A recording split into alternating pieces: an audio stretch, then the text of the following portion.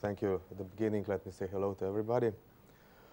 I'm coming from the company BSH, Bosch Siemens home appliances. I'm a head of a design engineering department in R&D, specialized for small household appliances in this area. I'll try to show you the story of BSH a little bit through three sections. One is BSH through facts and figures, and the second one is innovation is a part of BSH DNA, how innovation has become a part of everyday living. And the last one will be the two innovative stories about two products that were launched in a recent past on the market. Bosch Siemens as a company was actually a joint venture that was founded in 1967 by Bosch on one side and by Siemens on the other. Bosch was specialized in automotive industry, while Siemens in industrial sector, and both of them were looking or were trying to see the future in small house appliances, which were then developed in a mutual company. This the same picture is as well as today. This is from 2011. Today, BSH globally represents 13 brands, 42 factories, and approximately 45,000 employees, with the revenues of 9.7 billion euros in 2011. The headquarters are in Munich, and the BSH Nazarje, as a Slovenian company that is in the ownership of BSH, is a production facility and the global development center for food processing home appliances. This is on this site in Slovenia, we have development for the whole world, what is sold under brands that BSH owns. The story started, as I said, in 67, 3 factories in Germany, 14,000 employees. 1990, 23,000 employees, 13 production facilities, and in 2011, 42 factories and around 45,000 employees. This is from the global exporter, from the German exporter to the global market player. If we look at on a market comparison, the total volume worldwide for the home appliances is around 120 billion euros. BSH is positioned on a third place with 9.7 billion euros. And if we look at on a European market, then BSH is number 1. It is recognized as a market leader. Product portfolio consists of 5 different areas. One is cooking, the other one is washing and drying, then is dishwashing, refrigeration and freezing, and consumer products. Consumer products is the area that I come from. The product portfolio has kitchen machines, fully automatic coffee machines, and special story is the Tassimo hot beverage system. All these appliances are developed here on this location in Slovenia, in Nazarje. And special emphasis is on kitchen machines, which consist of a wide variety of products. 13 brands. This is also one of the very important pillars for successful story of BSH. In this year, this should be corrected. This is 14 brands because Zelmer was added to the list. 2 main brands are Bosch and Siemens. Then special brands are Gaggenau, Neff, and Thermodur, and it goes on. These are actually the brands that are either from the premium class or, let's say, from the economy class of products. And the regional brands, which are specialized for regions like Spain, that is Profilo. Branding is very important for the success story. Bosch has one story behind it. It's a superior quality and perfect technology for better living. This is also something that is marketed through the products. Quality of life, quality as a responsibility. When on the other side, Siemens has a different marketing story. This is, let's say, more of advanced, intelligent systems, and under these marketing strategies, those two core brands are sold. The next important thing in this story, this is the story also that supports the innovative strategies that we will see later on, is our designs and the special designs and the, let's say, successful design stories that are behind most of the products that are launched on the market. One of them is also the case story that we'll see in the third, the last section. This is the home appliance it's a kitchen machine. Next important thing in our success story is our patents. Patents are recognized as something that supports the story of successful future. Bosch Siemens was ranked 6th in 2011 on a German Patent and Trademark Office. It was ranked higher than also Volkswagen, Audi, and BMW.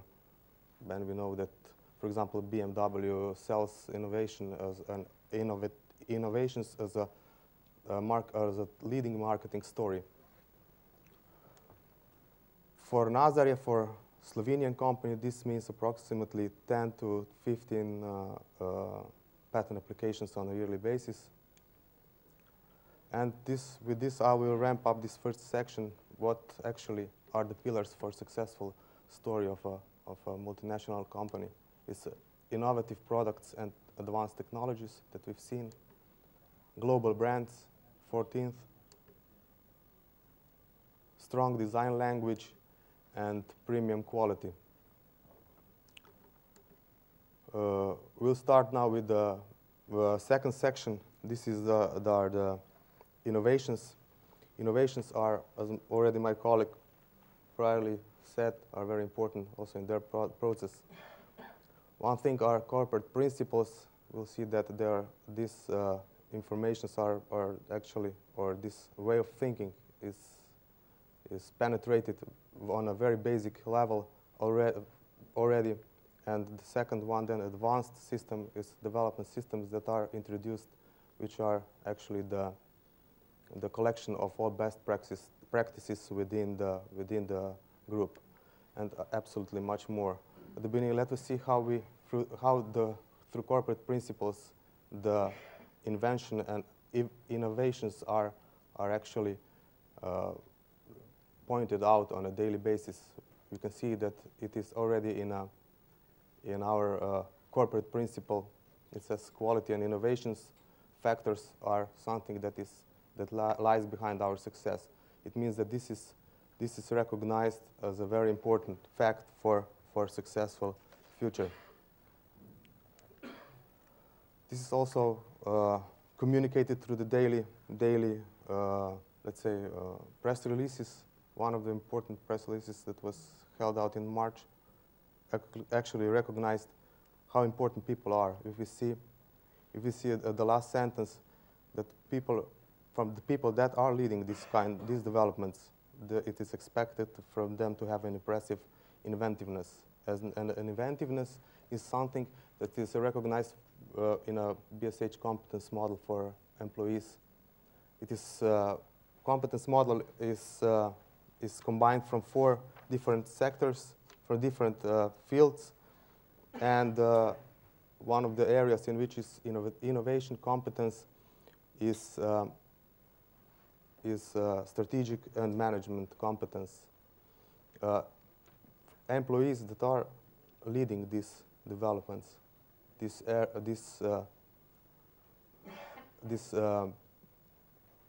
let's say, are having in hand the future of the company, are actually putting new ideas and solutions into the practice, and they know that they have to take the necessary risks to do that, and they allow themselves the freedom to question existing situation, existing solutions. BSH has gathered all the best practices in a BSH development systems. It has 5 pillars as an opposite to, or as a additional system. There are also the production systems. They're actually that's the gathering of the best practices from production. And by these practices that were used on other production sites or development areas, we try to implement these best practices also in our Slovenian development department. One is product design, next is project management, next is employees, leadership, processes, and organization. These are the recognized pillars on which whole the development and the future development stands on, and it's actually sharing of good practice on a daily basis. As it was already introduced, platforms and modularization are things of the future. Actually, we see modular production architecture as an expanded product platform philosophy. In the past, you can see that platform strategy recognizes chassis and a body of the car. This is actually interesting from the cost point of view, but from the marketing point of view, it's a little bit, it's not such a good story if you drive let's say, premium class car on the same platform as an economy car. So the next stage is actually modularization, where you can where you don't recognize that you have under the hood the products that are modules which are used in a let's say both premium car and economy car. The example of that is, for example, our pumps, our windshields, and stuff like that. Modular strategy is actually a standardized modules on a non-standardized surrounding. You have what you have to standardize is individual components, modules, and connection points. And the reasons behind that are managed product complexity, which is connected to the costs. You quickly implement innovative solutions across the wide product range, and you get a global product and brand segmentation, which is seen in the picture in the lower part. When you actually get between different brands, you get a segmentation vertically and horizontally. This picture is more representative, let's say more describable. It's a Volkswagen example of standardized modules, connection points, and non-standardized surrounding, which actually gives an opportunity to the developer or the manufacturer to make a market segmentation. Now we'll get into the third section. These are BSH innovative stories. One story is a cube cutter, which was developed in a cooperation with a Slovenian sub-supplier. And the other one is Mom 5 kitchen machine that we have already seen. This is actually, we'll see in a short movie how this thing looks like.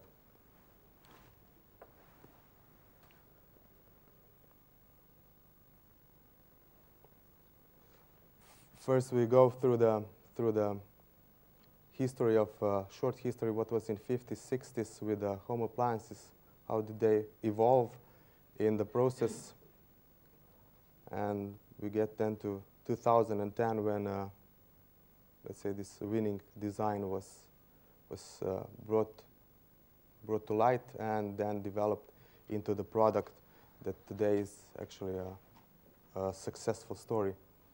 What is special features, special development, special things that are implemented in this machine are actually the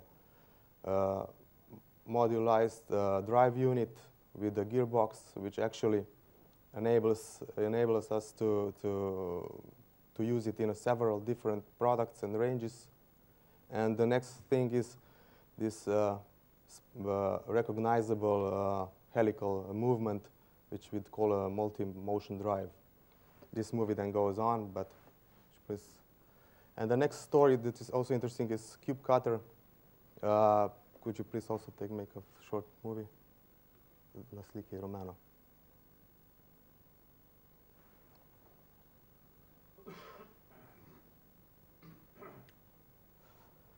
This is a huge success on the Russian market. It it enables us to make cubes out of the vegetables, and Russian market use this a lot, and this is actually fully our local Slovenian development story. Okay, this is it. Thank you for your attention. Hope I've presented you some interesting stories, some new things.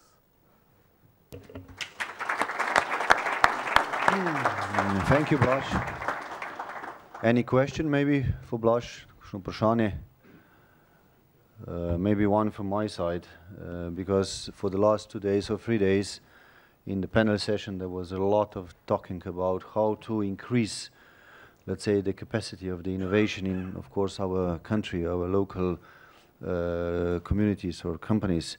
So can you tell us, in particular in the Nazarje company, what is, let's say, in your company, the stronger leverage factor in the improving of innovation culture, innovation capacity of each individual employee? Yeah, the most important thing is educating them on a daily basis, and to let's say, to put, as was stated, innovation in the DNA. So this is the word that is repeated over and over and over again, and sooner or later it is accepted as you go along the way. So it's not something that you, let's say, woke up on Monday and say, okay, I would like to be innovative, and in a month's time again. It's something that you have to push every day, and to, even if you fall along the way, or you have to pick up quickly and from the experience gather new experiences. And that's why the development system was brought out, and it was pointed out, and it was actually the company as a group recognized that as an important thing, and people are educated on a daily basis. That's the key leverage to get to the success in the future, not now, in the future. Super, thank you. Thank you. Maybe some other? Okay, if not, Blaž, najlepša hvala.